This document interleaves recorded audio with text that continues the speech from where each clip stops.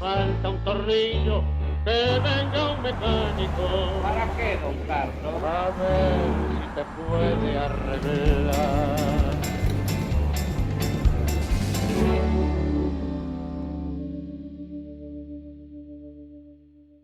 Bienvenidos a esta nueva emisión del Tornillo, aquí en el canal de la ciudad. Luis, ¿Cómo estamos? muy bien, ¿vos? Bueno, si vos lo decís. Luis, hay una agenda en Argentina donde, por supuesto, la política genera ruido todo el tiempo, pero veamos la cuestión económica desde la política, porque nuestro expertise económico es no podemos básicamente nulo hacerlo o de otra negativo. manera. Y bueno, yo diría, en esta agenda hay como tres cosas superpuestas, ¿no? Primero está esta noción de que la Argentina tolera el ajuste, un ajuste brutal. El presidente te dice que es el ajuste más grande del mundo, nunca hubo un país que ajustó tan rápido, con un superávit fiscal, etcétera, etcétera. Pitamos la hiperinflación. Está este concepto de paciencia social, de aguante, ¿no? Que la sociedad tolera este esfuerzo, ¿no? Así enorme. Que es como un indicador de consenso social, ¿no es cierto? Claro. De acompañar con las ideas, ¿no es cierto?, a un gobierno que está planteando ideas extremas, ¿no? Este es un poco el discurso O sea, oficial. al mismo tiempo muchos te dicen, bueno, fíjate que no hay piquete, fíjate que los paros de la CGT fueron Totalmente. de alguna manera. Que es el gran milagro, ¿no?, en la pareja, porque no es tanto el apoyo a las encuestas. Mauricio Macri tenía 20 puntos más para esta altura del partido, Sí, claro, ¿no es cierto? claro. Pero sí, lo que es muy llamativo es la inacción de lo que antes era acción colectiva permanente en las calles. Ahora, ahí surgió un dato del INDEC, Ajá. que es un INDEC creíble, ¿eh? Ahí nadie puede... No es el INDEC con K. No, es un INDEC creíble, Es el INDEC. por suerte. Gracias La a verdad Dios. que Alberto Fernández destruyó un montón de cosas, pero el INDEC lo dejó. No tuvo tiempo, estaba Lo dejó ocupado, por suerte. estaba muy ocupado. Sí. El INDEC informó que en los primeros 2 trimestres del año, se llama EMAE, es el Así es. estimador de actividad económica, mensual de actividad económica, estima que la economía cayó en el primer semestre, esto es desestacionalizado, va a decir las cosas de coyuntura, se aumenta el tomate, baja eso, lo sacan afuera. Claro. La economía cayó 2%. O sea, parecería, esto es un estimador, no es el PBI, pero es un dato relevante, por lo menos para cuestionar un poco esta noción que teníamos de todo el esfuerzo que hace la sociedad, una caída estrepitosa, fíjate, del producto, y sin embargo no hay ruido. Parecería que en el fondo no hay ruido, entre otras cosas, porque el producto está cayendo menos de lo que muchos esperaban, ¿no? Hay que ver, claro, hay que ver la compensación, ¿no es cierto? Por ahí hay actividades que generan Producto Bruto Interno, pero son trabajo intensivo, ¿no? Eso todo, la Energía, semana que viene vamos a campo, hablar un poco de esto, claro. ¿no es cierto? Pero también es porque no hay protesta social, pero se mantuvieron los subsidios, por ejemplo. Bueno, Y que eso está eso muy bien. eso es muy importante. Eso está muy bien. Y sacaron la intermediación política, que era la que finalmente necesitaba de la pseudo protesta para decir acá estamos nosotros, ¿no? Entonces todo eso quedó de alguna manera depurado de politiquería y también redunda en que al recibir el dinero y sin necesidad, ¿no es cierto?, de hacer esas cosas del pago de la política, abajo no haya protesta social, ¿no? Vos decías recién las encuestas, más o menos, y es cierto, hicimos un estudio con Eduardo, con D'Alessio, Sí. y bueno, hay un pequeño desgaste, ¿no? Ya te estás, o sea, Bueno. el teflón ya está medio rayadito, esta idea de que el presidente Claro. dice cualquier cosa y a nadie le importa, no es cierto. La sociedad es una sociedad viva, crítica, que reacciona y que pondera, no es una Es cierto, no es le un han dado crédito cheques, infinito. claro, cheques, pero son al portador, ¿no es cierto? Y estos cheques son limitados, me parece, Sergio. De todas maneras, uno dice, bueno, las cuestiones económicas. Menem ganó la reelección en un momento de baja, ¿no? Sí. Depende también de la oposición cómo se para. Claro. Y la oposición no sabe dónde pararse. No sé cuál es tu idea, ¿no es cierto? Pero pareciera que la oposición le es muy difícil. A la kirchnerista, bueno, porque ha quedado del lado, ¿no es cierto?, de todos los males.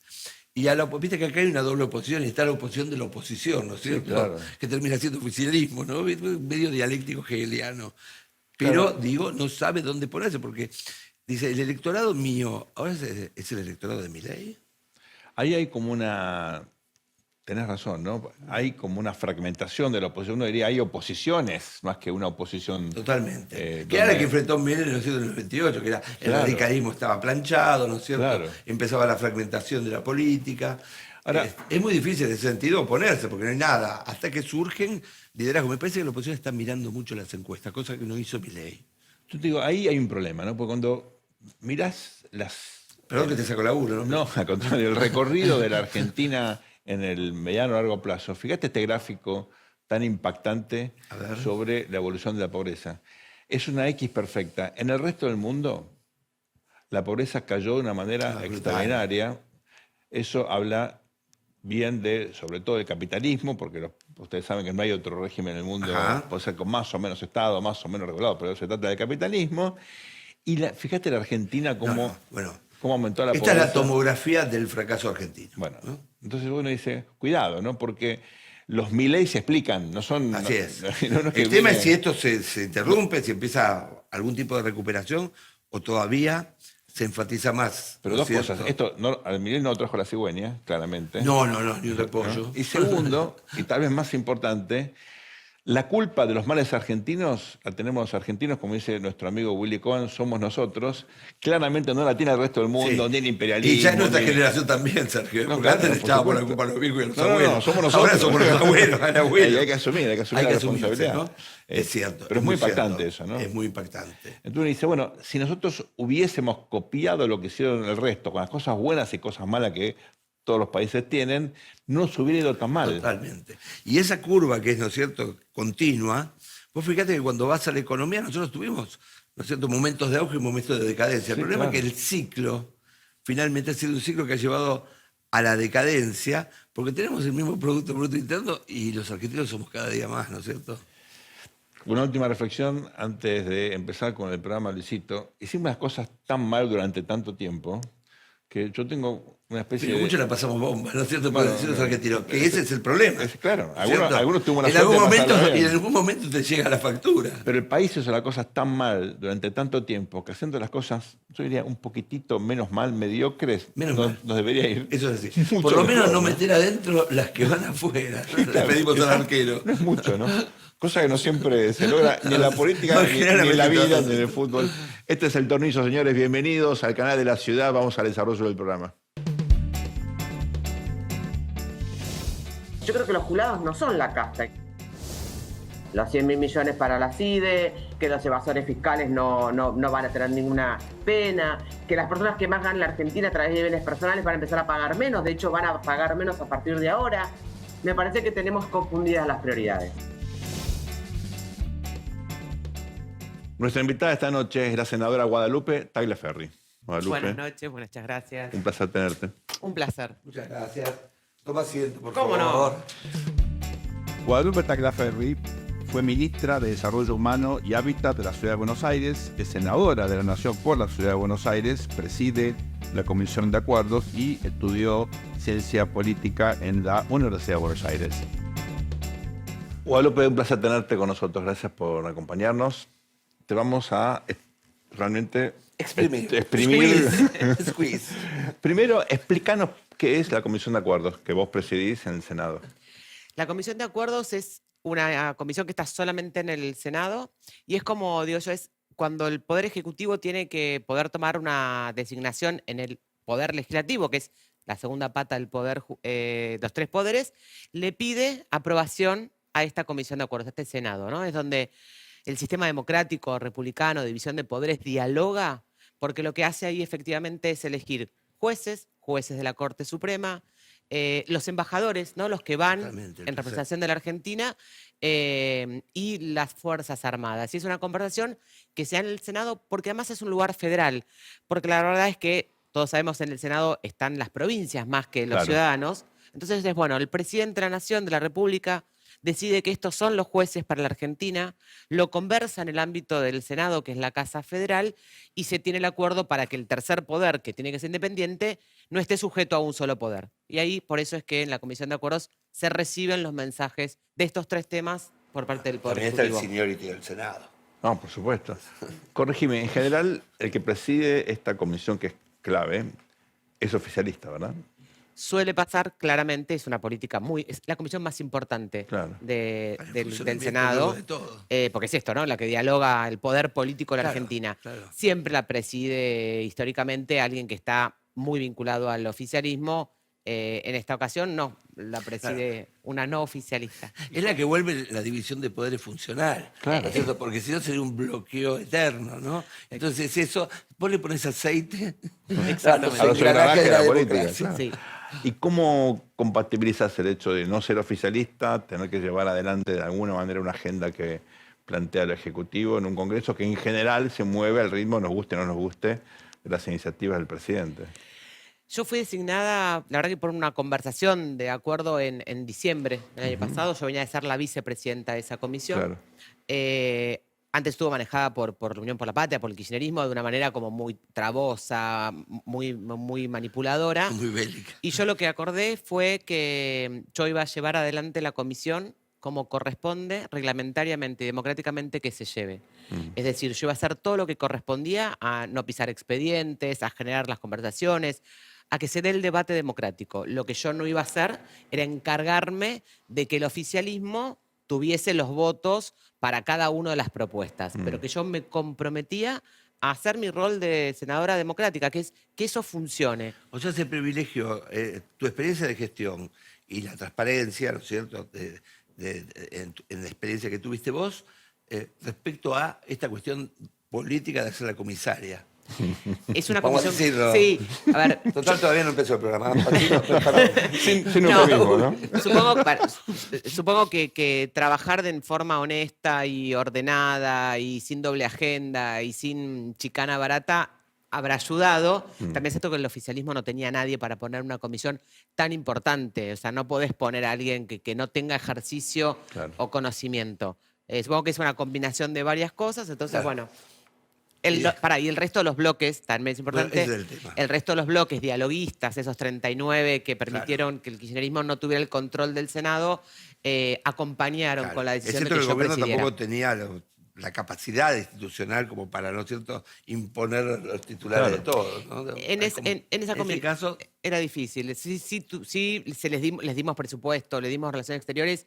Creo que en acuerdos hubiese sido mucho más difícil porque es una conversación de la división de poderes. totalmente. Guadalupe, ahora todo muy Muy lindo, bien, hablamos de las formas, ahora hablemos del contenido. Están debatiendo algo que generó muchísimo revuelo en la sociedad, un debate muy fuerte, sobre todo en el Círculo Rojo, pero ha trascendido. Yo lo medí en opinión pública y la verdad que, bueno, de alguna manera lo del hijo García Mansilla se instaló. ¿Cuál es el debate de fondo detrás de todo esto? ¿Por qué hay tanta controversia con Ariel Lijo? ¿Por qué aparentemente con García Mansilla la cosa salió, entre comillas, mejor a lo esperado? ¿O ese es un diagnóstico correcto? ¿Su solvencia académica impresionó bien? Contanos qué pasó, qué está pasando. Primero, algo que para mí es importante, que yo tenía mucho miedo y fue uno de los desafíos más grandes en el equipo de trabajo, fue que las dos audiencias fueron a la altura de estar discutiendo y evaluando candidatos de la Corte Suprema.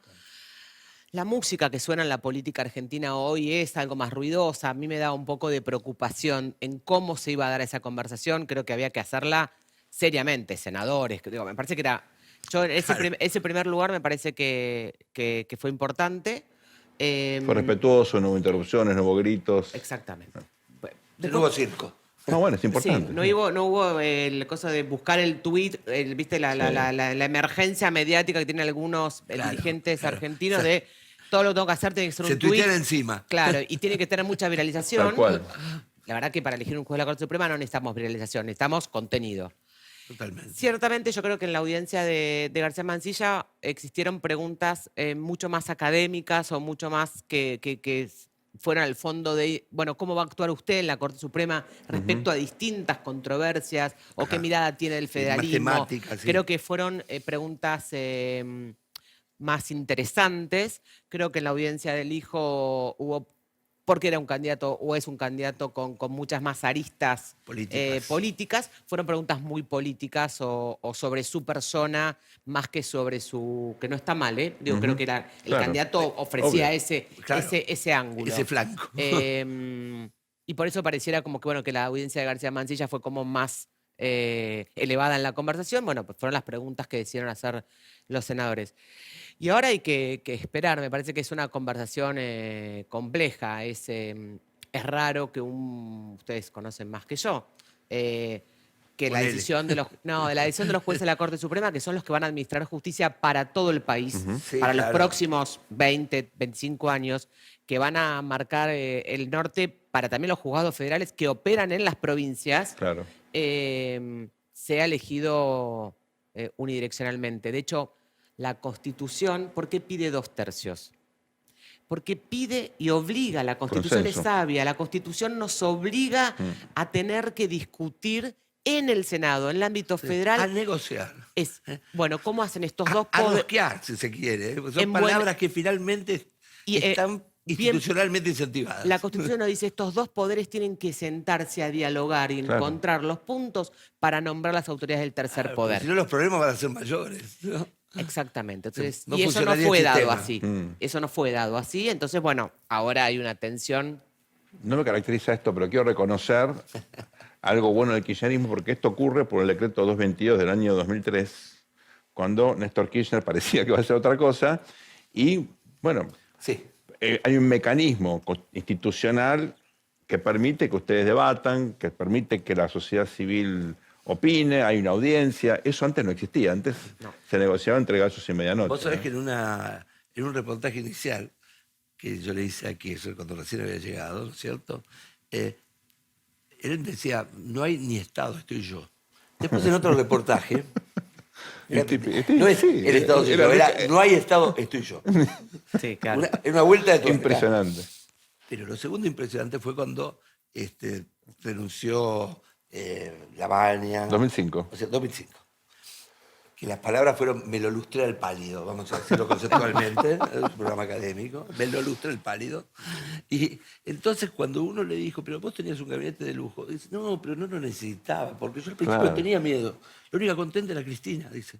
Pero si me ve a mí la cara, dice, y yo agarré el facón y era manteca la sociedad argentina. Increíble. Entonces, esto lo hizo en momentos que él pensaba que tenía solo el 22%, que al que se vayan todos le estaba soplando en la nuca, ¿no? ¿No es cierto? Y finalmente no era así. Como dijo, vos dijiste que esto no era Santa Cruz. La verdad que se parece bastante a Santa Cruz. Impresionante. Brutal. Guadalupe, ¿cuál es la interacción en el Senado? ¿Cómo trabajan? ¿Hay diálogo? El otro día vimos un diálogo divertido, pero que insinuaba otra cosa entre el jefe del bloque de Unión para la Patria y la presidenta. Hay como un ánimo, digamos, colegial en el mejor sentido de la palabra, hay confrontación. El clima en el Senado hoy es raro. El diálogo siempre existe. La verdad que cuando uno baja de las bancas, uno después tiene afinidad como personal, con quién te llevas bien, Son por edad, menos, o sea, por el Senado tiene una parte. Sí, sí, no es que pasamos por los pasillos y no nos saludamos o nos escupimos, no pasa eso. De ahí a que después el diálogo político, la construcción política es más complicada. Por un lado, porque el gobierno nacional es difícil tener una conversación, es difícil entender los puentes que se pueden ir generando se rompen sistemáticamente. El gobierno tiene alguna tensión también entre las conducciones del Parlamento y la conversación más nacional. Los senadores de la Libertad Avanza recién llegaron y en algunos hay como una falta de expertise. No digo que no la puedan tener, como todo en la vida, Claro. pero la falta de expertise, de experiencia, de conocimiento, de reglas Se de nota. juego, de personajes o de personas, dificulta ponernos de acuerdo y hablar el mismo idioma. Claro. El PRO tiene también alguna de sus conversaciones particulares. Está como un poco atomizado y Unión por la Patria, bueno, está también con una situación bastante de redefinición y demás. Pero yo personalmente tengo buen vínculo y hablo con la mayoría porque los temas que me interesan los trabajo y los converso. Guadalupe, vos sos integrante del bloque del PRO, de lo que antes fue Juntos por el Cambio. ¿Cuál es la relación con los radicales, con los ex socios? ¿Sigue habiendo un vínculo, trabajan en conjunto o ya cada uno está como una especie de divorcio por su lado? Hay vínculos, se trabaja cuando hay temas o se conversa. Lo que no hay es una decisión de decidir estrategias políticas y decisiones políticas en forma conjunta. Okay. Eso anteriormente, hasta el año pasado, Juntos por el Cambio, podías tener conversación y había una definición de una estrategia política, una línea política de qué hacer como bloque, que era más por Juntos por el Cambio. Hoy son la UCR por un lado, Sí, con sus divisiones. con sus divisiones. El Matices. PRO Con sus con sus divisiones. matices, porque digo, yo no voto como vota Claro. necesariamente el PRO, y algunos partidos provinciales. Entonces, el diálogo existe, uno se conversa, sirve saber qué va a hacer el otro, pero no hay una coordinación de la estrategia política en forma conjunta. En el bloque siguiente vamos a hablar de las internas en el PRO, la relación con el gobierno, pero déjame terminar esta parte del Senado como institución, ¿no? Vos venís militando ya hace mucho tiempo. ¿Qué te sorprendió del Senado? ¿Qué le puedes contar a la audiencia de para qué sirve el Senado? ¿Cuáles son las cosas o los atributos que vos pensás que son distintivos de la Cámara Alta? Al principio no me gustó, porque venía de la gestión y del área social y de estar con la gente y de resolver problemas todo el día, me costó un montón y aparte me tocó la pandemia, con lo cual fue todo muy raro. Claro, en el Después- Congreso y encima por TV. Imagínate. Claro, Dios mío. Pero cuando encontré, me di cuenta que es un lugar de enorme relevancia. Lo que pasa en el Senado, además de ser la conversación nacional con el gobierno y las provincias, uno está resolviendo y definiendo ahí el andamiaje jurídico, el marco de reglas por lo cual la sociedad va a transitar en todos los temas por los próximos años. Lamentablemente creo que los últimos 4 años que yo fui senadora frustraba mucho, porque saber que uno estaba discutiendo una ley que estaba mal, que no iba a servir para nada, que era mentirosa, que era populista, que le generaba expectativas a la gente que no era por ahí donde iba la Argentina y no tener la capacidad de torcer esos brazos. Pero también en su momento, por ejemplo, el año pasado, logramos que el kirchnerismo no nombrara 50 jueces federales en todo el país. Totalmente. Y ahí me sentí orgullosa. Me dije, bueno, alguno se da cuenta la importancia de haber trabajado que eso no pasara. Es muy importante. Quizás para la gente parece poco concreto, pero no es poco concreto. Entonces, para mí es un lugar de una relevancia que requiere un nivel de seriedad, de altura política, de honestidad intelectual, de preparación enorme. Porque, como nos gusta decir los senadores son de todo el esquema de la división de poderes, en términos electorales, los más importantes, porque dura más que el presidente. Claro. Pero no es un lugar que hay que tomárselo a la ligera. Tiene que ser un lugar donde los senadores y senadoras estén a la altura de la responsabilidad que significa, por ejemplo, elegir juez a la Corte Suprema Claro. o definir tipos penales para los próximos 100 años en la Argentina. ¿Y sentís que esto que acabas de comunicar es algo compartido por la mayoría de tus colegas? ¿Sentís que hay un sentido, digamos, valores? Me tocó, por ejemplo, en algún momento estudiar un poquito la legislatura de Canadá, ¿no? Y pude charlar con varios legisladores y había... Y no moriste de aburrimiento, digamos. No, bueno, al había un contrario. sentido de pertenencia. Que a mí Claro, aparte un sistema federal. me llamaba muy mucho la importante, atención, ¿no? muy importante, ¿Sentís que hay lo muy mismo en el importante. Senado o están más... Aparte con diferencias, ¿no? Muy marcadas. Bueno, entre aparte los un país estados, ¿no? federal, País federal parlamentario. con diferencias lingüísticas, Sí. culturales. Y el Senado en particular era algo impresionante, ¿no? Muy serio. ¿Hay algo parecido? ¿Hay como un orgullo de pertenecer a la Cámara Alta?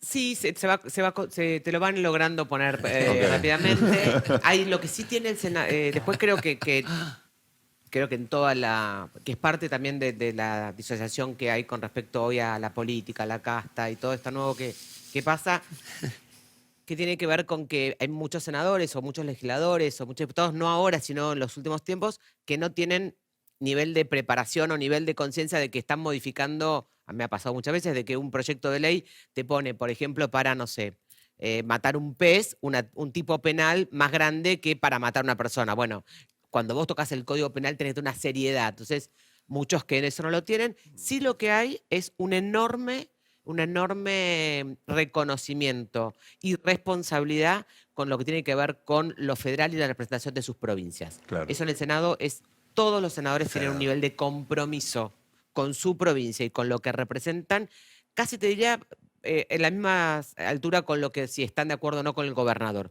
El federalismo es un espíritu que los 72 senadores tienen. Muy bien. Vamos a ir a una breve pausa ahora, volvemos en un ratito. Este es El Tornillo aquí en el canal de la ciudad, no se vayan. Al mundo le falta un tornillo, que venga un mecánico. Seguimos aquí en El Tornillo por el canal de la ciudad. Estamos charlando con la senadora Guadalupe Tagliaferri. ¿Qué es el PROI? Tenemos tiempo, ¿eh? No, bueno, porque uno ve cosas muy... O sea, Patricia, parte del gobierno, enfrentado a Horacio en una situación, bueno, muy, muy singular, reconstruyendo su liderazgo. ¿Cómo funcionan? ¿Qué los une? Tampoco hay que decir, vamos a tener una ayudita, ¿no? Que el PRO era una cosa tremendamente institucionalizada, no era el partido... No eran los Tories.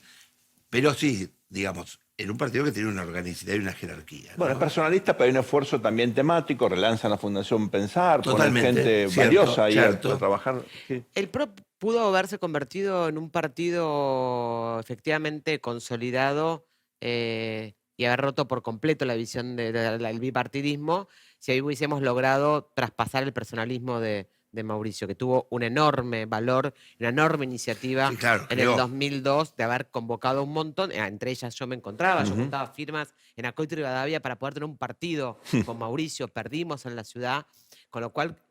Compromiso por el cambio. exactamente, antes que fuese el PRO, y me parece que tenía un valor enorme. El valor que pudo aportar el PRO a la conversación política en la Argentina Sí. es enorme. Creo que hay cosas que aportó el PRO desde la gestión de la ciudad que nunca Sí, más. colocó las cosas a otro nivel. La gestión desde está, ya. es importante. Seguro. Creo que un montón La de cosas. cercanía de la gestión. Creo que ese es un valor. Creo que después el exceso de personalismo, el exceso de interna, los egos nos hicieron mucho daño y yo veo hoy un partido que está destenido, que está mareado, que todos los valores que siempre representamos, que para mí siguen siendo los mismos.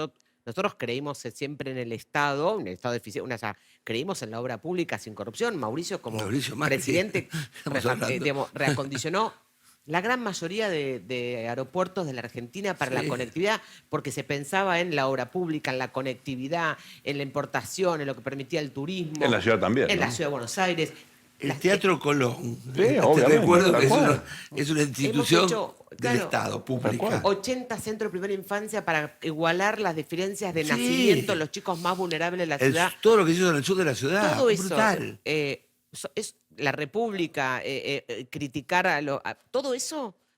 Yo no lo veo que hoy lo defienda el PRO, al menos desde la conducción, donde se decidió en una oficina quién lo preside, quién es la presidencia de la Asamblea, la fundación. Para vos no fue un fracaso lo que uno puede sintetizar la experiencia PRO. ¿No? Porque a veces uno lo escucha a Mauricio Macri y pareciera que se hace cargo de un fracaso, ¿no es cierto? Cuando dice, bueno, no hice todo lo que tendría que hacer, no fui a la velocidad, no tuve... ¿no? Y como le da a la derecha a Milei en eso, cuando realmente, digo, yo como radical, Claro. y veo el aporte del PRO a la política, ¿no es cierto? Todo ese lado de gestión, ese lado de cercanía, ¿no es cierto? Fue importantísimo. No, aparte institucional también. Bueno, desde ya. Estoy marcando la cosa más... A ver, yo creo sí. que creo que él perdió la posibilidad absoluta de tener el poder desde el PRO para poder... Pero tampoco se lo planteó, cuando lo tuvimos fue por Juntos por el Cambio, y en la ciudad también siempre fuimos ampliados. Yo no creo que haya sido un fracaso en absoluto, creo que se perdió una oportunidad histórica y lo que a mí me duele un montón es ver que nada de esos valores hoy están vigentes en el PRO y que lo que hoy el PRO está viendo es cuántas negociaciones tiene para ver cuánto puede ingerir en una agenda del gobierno nacional en la cual yo no creo y tampoco creía el PRO. El PRO creía en el desarrollo. Claro. Yo sigo creyendo en eso. Me cuesta entender en qué mirada la Argentina tiene el PRO. La veo, si es la misma que tiene Milei, evidentemente tiene una mirada distinta a la que tenía antes Claro. cuando nos Guadalupe, fundamos. vos no ves a la Libertad Avanza como un upgrade del PRO, No. ¿no es cierto? El PRO cree en el Estado. Tiene no una en la visión destrucción. completamente diferente del PRO. Guadalupe, hablando con alguien que está metido en la conducción del PRO de estos temas, me decía, tenemos nuestras diferencias, pero el hecho de que el presidente está llevando adelante una corrección fiscal tan profunda, tan seria, bueno, en ese plano estamos de acuerdo y nos parece fundamental para construir una Argentina como la que el PRO sostenía hace, 20 años, ¿no? 21 años.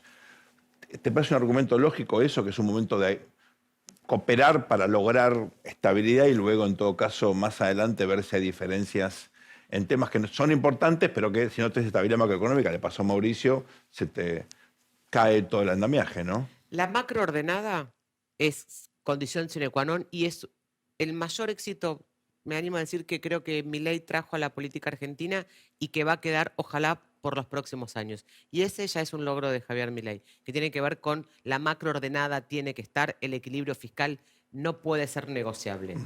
Ahora, todo lo que viene después de esa macroordenada o cómo la conseguiste, ¿Cómo la conseguís? porque si vos la conseguís sacándole 10% a los jubilados, bueno, me parece que quizás nos hubiésemos dado una discusión entre todos los argentinos, que quizás teníamos una macroordenada no el primer mes, sino a los 6 meses y resolvíamos. Porque además yo no creo en la teoría de que la educación se mejora sola, los estándares educativos, porque la macro esté ordenada.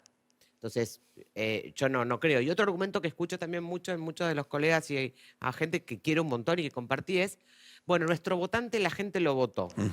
Bueno, ok. Cuando nosotros reelegimos en la Ciudad de Buenos Aires, la gente eligió en un 54% en primera vuelta a Cristina Kirchner. Sí. Y nosotros no nos hicimos kirchneristas. Es cierto. De hecho, o sea, el argumento, o sea, la lucha por la ciudad es una cosa, es que podés discutir. De hecho, el paquete fiscal yo lo acompañé, era la ley bases. Había cuestiones que tenían que ver con testaferros, con extranjeros blanqueando. Y eso me parece que está mal. Sí. No significa que no tenés que manejar la política económica. Sí, hay dólares y dólares, Entonces, ¿no es cierto? Exacto, pero Y dolores. Sí. Entonces, la discusión es cuando vos te pones como un contrapeso democrático para redireccionar o para mirar las prioridades de la agenda tuya, porque algo que también es cierto es, cuando yo pedí el voto a los porteños, los pedí con una agenda. Entonces, cuando vos pedís el voto, te piden porque, bueno, el PRO representa la división de poderes, representa la no agresión, representa un Estado eficiente. Entonces, también tenés que honrar ese voto. Cuando nosotros decimos, nos dieron para la oposición, bueno, nos dieron con esos valores para la oposición. Claro. Totalmente. ¿Te parece que en este contexto hay cosas que son destacables del gobierno? Por ejemplo, vos sabes mucho de política social. ¿Te parece que la agenda que tiene el gobierno en política social, mantener los planes, atacar la intermediación, es algo valorable? Sí, totalmente. Yo creo que han tenido una certeza maravillosa respecto a dar una discusión con los intermediarios, que lo veníamos haciendo, y ellos ahí, digo, creo que la ministra de Petróleo lo hizo rápidamente. Creo que un segundo escenario que para mí es la razón por la cual no hay piquetes, más que los protocolos de seguridad, tienen que ver con las denuncias.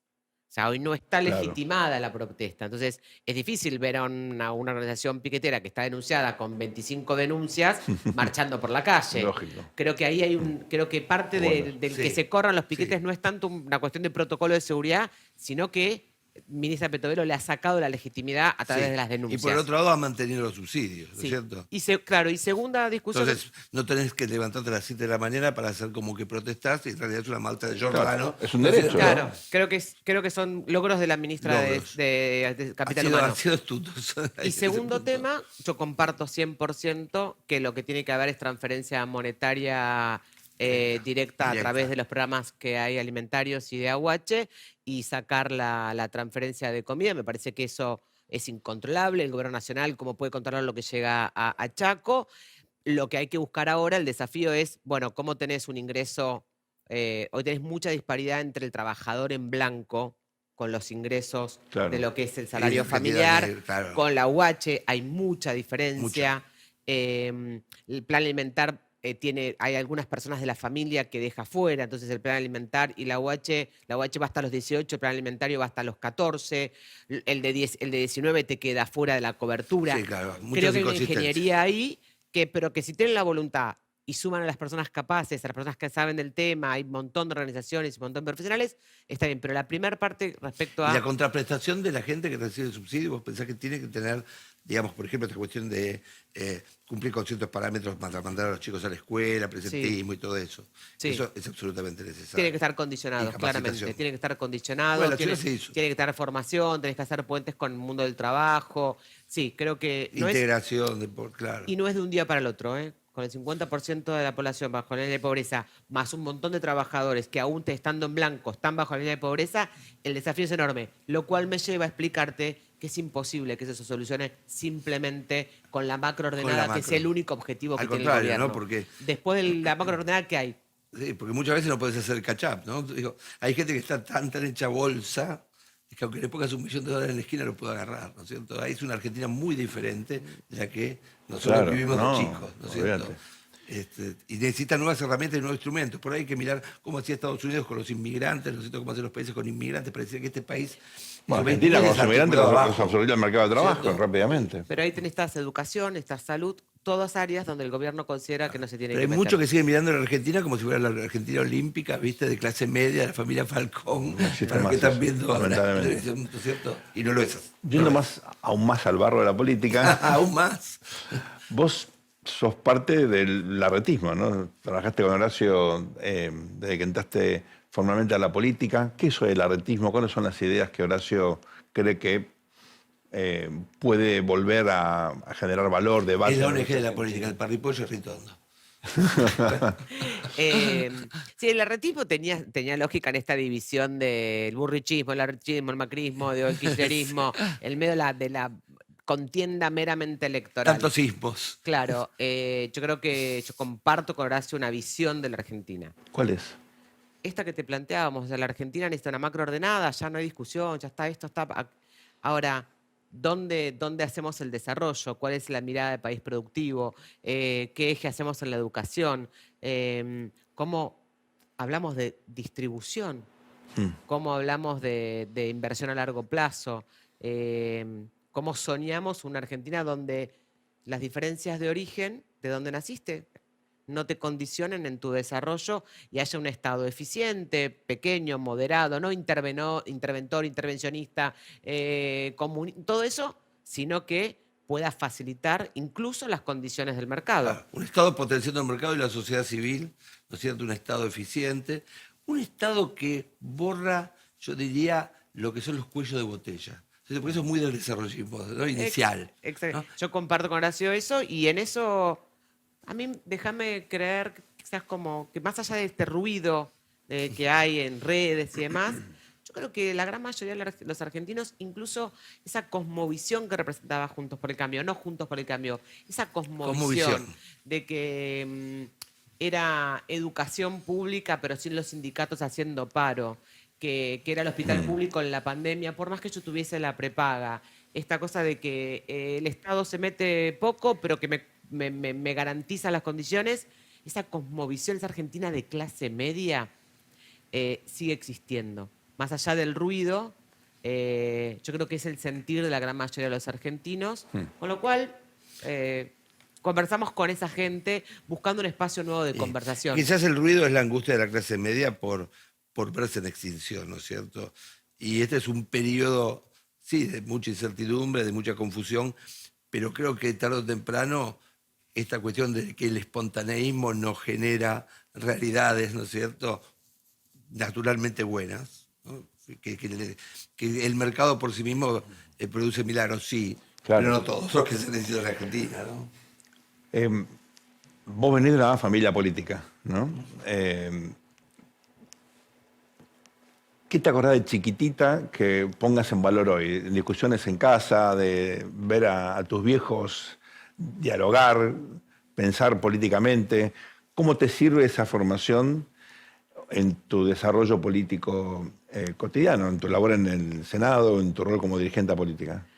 Dirigente política. Sí, me vibra. Yo nací en el 74. Justo.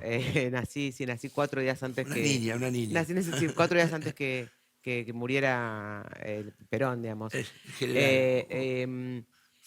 A mí me permitió desde muy chica darme cuenta que lo que le pasaba al otro no me era ajeno. Y que la forma que yo elegía trascender en la vida, cada uno elige de formas distintas, tenía que ver con que hacer que lo que me rodeara fuese mejor. Me sirvió que no me es indiferente lo que pasa a mi alrededor. Entonces, ¿Y era una vocación política que ya sabías o esto te fue llevando la vida? No, la verdad que a los 12 años, 13 años... Quería ser presidente. Apareció la carrera de ciencia política en el Ajá, año 86. ahora la culpa la tenemos. En el año 86 apareció y yo no sé por qué me escuché, estaba en mi primer año y escuché y dije yo quiero estudiar eso y nunca me... A veces uno se arrepiente porque es de mucha frustración también. Claro. Tener la vocación pública, la vocación política es una pasión que ojalá toda la gente tenga esta pasión en su desarrollo profesional, pero es de un nivel de frustración, de angustia, de dolor, de incertidumbre. Este es un momento, por ejemplo, también de mucha incertidumbre, que los que hacemos, los que estamos de este lado de la conversación más abajo es, bueno, volvamos a reflexionar, pensemos, discutamos con los que no discutíamos antes. ¿Y encontrás un espacio colectivo para eso? ¿Encontrás Sí. pares en la política o fuera para En- poder charlar estas cosas? Encuentro y te aparecen, bueno, ahora desde MAD, de repente uno envía un chat diciendo hacemos tal charla, o alguien ve y te aparece gente y dice, qué bueno, gente que vos pensaste que no hacía falta, que no estaba en esta conversación, y aparece gente y dice, che, yo pienso esto, quiero estar en la conversación, quiero estar en un partido político, no estamos viendo el calendario electoral. Es esta discusión, esta reflexión que obliga a todos a sentarnos a conversar. No para ponernos de acuerdo y armar un partido político, pero sí para ponernos de acuerdo en qué necesita la Argentina. Bueno, debo decir que Sergio ha sido pionero en esto de marcar, te diría, el cansancio con las estridencias. Y se está dando eso en el mundo. Tiene razón, le doy razón. Sí, bueno, Dame la razón alguna vez a mí. No. La verdad que uno mirando el mundo al margen de la Argentina, bueno, me parece que la etapa esta de las narrativas antisistema, de los berrinches tipo Brexit, está pasando y las sociedades, de manera no lineal, porque nunca son lineales, están buscando algo diferente y lo encuentran a veces no. Y cuando están a punto de los precipicios dan un pasito atrás, como pasó en Francia, ¿no? Gran Bretaña. En Gran Bretaña. Veremos qué pasa ahora en Estados Unidos. Pero Hay una reversión. la pregunta es si la Argentina se va a encaminar, digamos, a una sociedad más, en todo caso, menos afín a los extremos y más amigada Centrípeta, diríamos. Claro, más amigada con la idea de normalidad, ¿no? Con una normalidad lógica. La verdad que no lo sé, es parte de la incertidumbre. Ahora, yo te puedo decir es que a mí me vibra por ahí. Claro. Yo Ella creo- trabaja para eso. Yo sí. creo eso. ¿Qué dejaste fuera de tu vida por hacer política? Un montón de cosas. Montón de cosas. Sobre todo el tiempo. La verdad que la gente cree que los políticos no trabajamos. No, bueno. Y cuando estamos en la Qué locura gestión. eso. Yo, por ejemplo, tengo un hijo de 16 que ahora le puedo dar un poco más de atención en el día a día, a la noche y demás. Pero yo soy una mamá que, por ejemplo, nunca hizo puerta en el colegio. Nunca, ni en toda su primaria, ni en Bueno, toda... eso es lo positivo y lo negativo. No, o mentira. sea, nunca. No. Con lo cual significaba, por ejemplo, que en No, toda la es tremendo. primaria, como las mamás no me conocían, no venían chiquitos, no me invitaban a pijamadas. O sea, hace 4 años que no me voy de vacaciones con mi hijo, por ejemplo. Pues zafaste de algo por eso, y es que hay un momento en el cual tu hijo te dice, papi, hasta acá, y no quiere ni que lo lleve de la mano. Ahora me quedo los viernes sola. No con mi quiere pareja. que nadie te asocie. Eh, Es terrible Sí, eso. tiempo de la familia, tiempo de ver otras cosas, A veces estás intoxicada. Yo el año pasado con el nivel de campaña terminé intoxicada. Llegó un momento que no quería saber nada de Twitter, de la televisión, de los Me noticieros. imagino. Pero ganas otras cosas. La verdad que en el caso mío que laburé en lo social, la sensación a veces de acordarte con nombre y apellido, con cara de alguna familia que vos en su momento de mayor desesperación pudiste cambiarle eso y que para ellos les cambiaste el mundo, es de una felicidad que a mí personalmente es las cosas que me permiten tolerar la Y frustración. el poder que tiene el Estado y por eso la cuestión de demolerlo, Claro. ¿no? Porque cuando vos venís de una ONG, ¿no es cierto? El cambio va a pasar a la OG, a la organización gubernamental. Bueno, es terrible, ¿no? claro. Y que tenés Enorme. plomo para tirar. Sí, ¿no? Es sí. una diferencia abismal. Sí. Bueno, El Estado un se placer diferencia. tenerte con Muchísimas nosotros. gracias. Muchísimas gracias. Un placer, muchas Bueno, gracias a hasta la ustedes. próxima. Luis, sabes que este programa me genera a veces sentimientos de optimismo porque uno encuentra vocación por la política, experiencia de gestión, gente formada, comprometida, como en el caso de Lupe Tagliaferri. Y bueno, uno dice, bueno, tenés con quién, ¿no? Si el país aprovechase... Todavía hay capital humano. Hay capital diríamos. humano en la Sí, política, es que no cierto. es algo menor, ¿eh?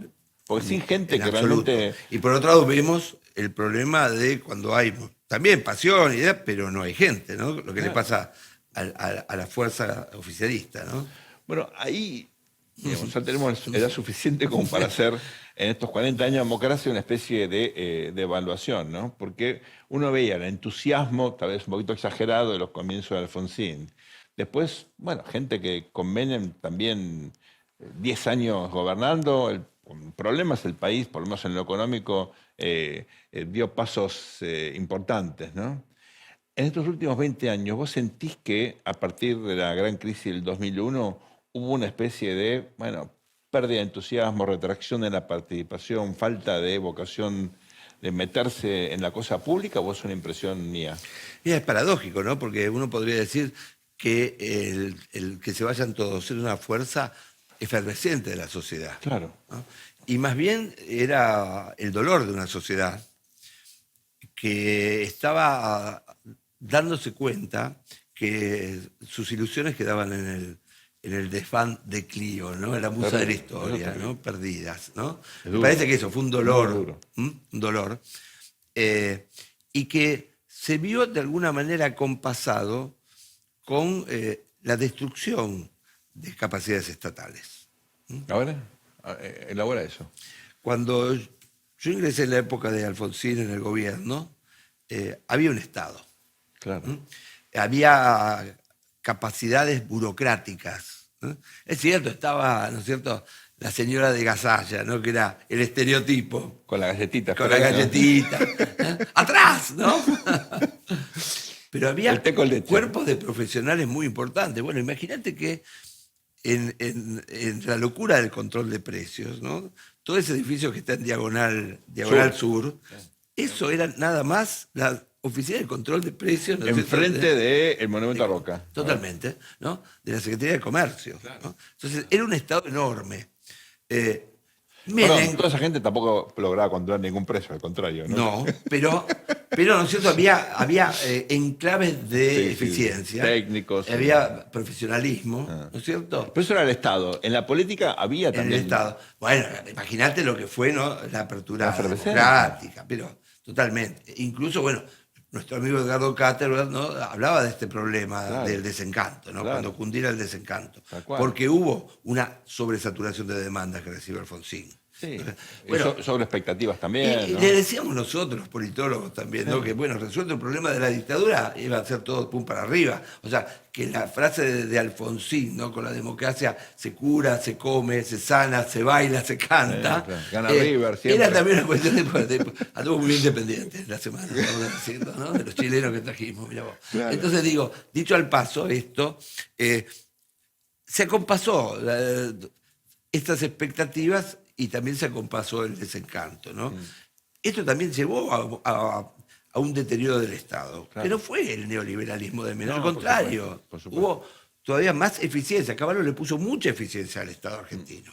Ahora, el problema es que en el 2001, cuando vuela todo, nosotros teníamos un Estado, ¿no? Fíjate lo que era el Ministerio de Economía de la Rúa, por ejemplo, o el gabinete, pero era como si el Estado fuera un Titanic, ya no salía burbujas y estábamos a 3.000 metros bajo el agua, ¿no? Y después, bueno, Néstor lo destruyó. Hablando de chilenos, fíjate lo que está pasando en este país, lo que es la evolución, ¿no?, del vínculo bilateral, gracias a los acuerdos de paz, gracias a los esfuerzos de ambas sociedades por tener un vínculo maduro, creo yo, adulto. Fíjate que la mayoría de los técnicos de las selecciones chilenas de fútbol son argentinos, y ahora incorporamos a un viceministro de Economía que, si bien nació en la Argentina, es chileno, hijo de chilenos, José Luis Daza. Totalmente. Que yo creo que reconoce que tenemos talento en el fútbol y que nos faltan economistas. Totalmente. Ahora, tenemos muy buenos economistas, muchos son amigos de la casa. Y obviamente. hubo 2 episodios en el sur, ¿no es cierto? Uno con Paredes Solares, que estaba ahora un avioncito que no se sabe dónde salió, ¿no es cierto? Que salió, no sé cuánto interceptar. Que no son noticias. No son noticias. Pero no es importante que haya un chileno. Decisivo. ¿No? Decisivo. E inclusive, ¿no es cierto?, se han limado las diferencias de la sociedad. Nosotros hemos caído y ellos han subido, ¿no es cierto? Sí, claro. Y en ese sentido, deja eso que nosotros no conocíamos nada de Chile, ¿no? Y nos agrandamos. Cuando los diplomáticos, antes de ir a Europa, los diplomáticos chilenos compraban zapatos en la Argentina, ¿no? Yo les quiero recordar que Juan Bautista Alberdi y Domingo Faustino Sarmiento estuvieron exilados en Santiago de Chile se ganaban la vida escribiendo en el diario Mercurio. Y las famosas bases que el presidente... Las bases surgieron las ahí. escribieron en Quillota, que es hoy una ciudad más chica que un pianito. Chiquitito. Y siendo Viña. El Facundo, tal vez el libro más importante del siglo XIX de este país, lo escribió en como si fueran aguafuertes, semanalmente, Totalmente. Sarmiento en el Que Mercurio. Borges ha dicho que ese tendría que haber sido el verdadero Martín Fierro. Vamos ahora al momento más esperado de la semana, los premios El Tornillo.